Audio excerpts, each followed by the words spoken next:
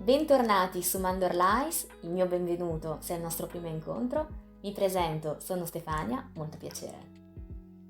Oggi vi propongo 3 metodi alternativi, facilissimi e poco impegnativi, per coltivare i germogli di soia in casa.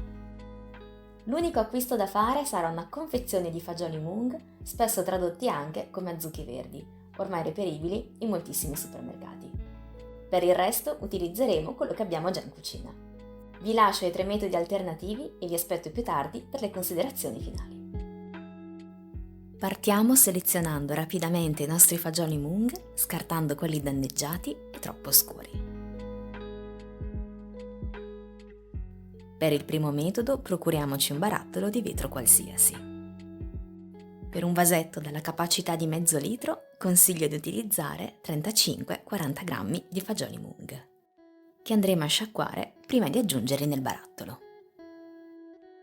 A questo punto versiamo dell'acqua, tiepida nel caso fosse inverno, e lasciamo riposare per circa 5 minuti.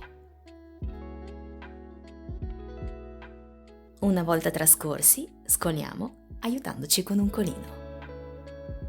Copriamo accuratamente il vasetto con uno o più teli, più scuro è, meglio è, e riponiamolo in un luogo buio e asciutto.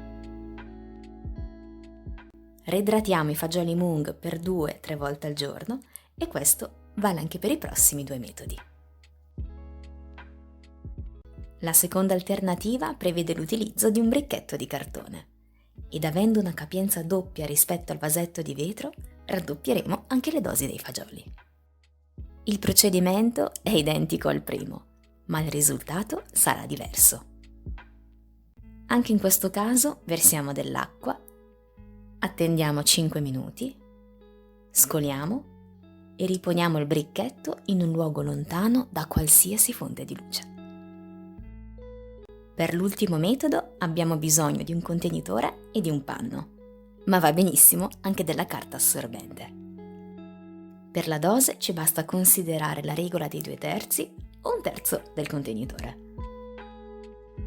Quest'ultimo metodo prevede l'ammollo dei fagioli Mung per una notte, tra le 8 e le 10 ore.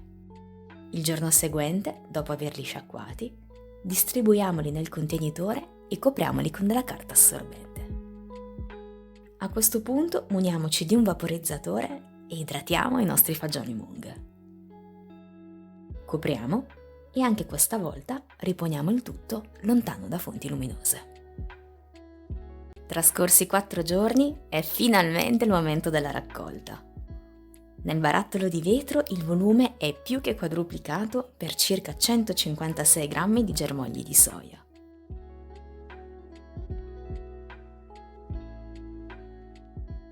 Nel cartone i germogli di soia sono più spessi e corposi e dai 70 grammi iniziali abbiamo ottenuto ben 347 grammi.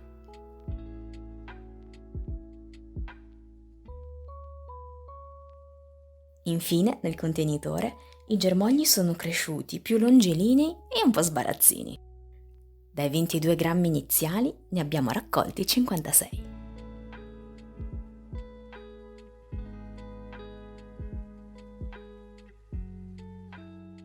Per rimuovere la maggior parte delle pellicine, sono commestibili, non preoccupatevi, basterà riempire la ciotola di acqua e raccogliere le bucce galleggianti.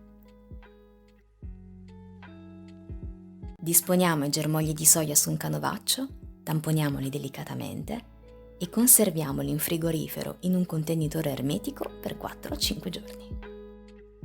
I fattori che determinano il successo dei germogli di soia coltivati in casa sono 3.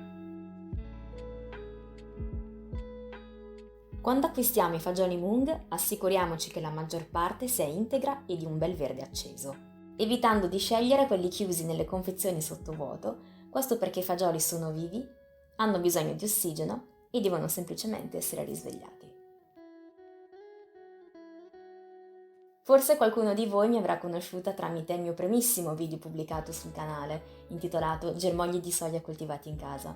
Ecco, in quel video i germogli sono cresciuti molto poco e molto lentamente. Hanno impiegato in tutto 6 giorni. Era autunno inoltrato dopo tutto. Questa è invece una foto scattata a maggio dell'anno scorso, dopo soli 3 giorni di coltivazione. Quindi le temperature alte favoriscono una crescita rigogliosa e molto rapida. Infine non dimentichiamoci delle buone intenzioni, hanno un ruolo fondamentale al pari della qualità e della temperatura. Spero tanto che questo video vi sarà utile, provate, sperimentate e se avete dubbi, lo sapete, ci sono. Grazie per il tuo tempo e alla prossima!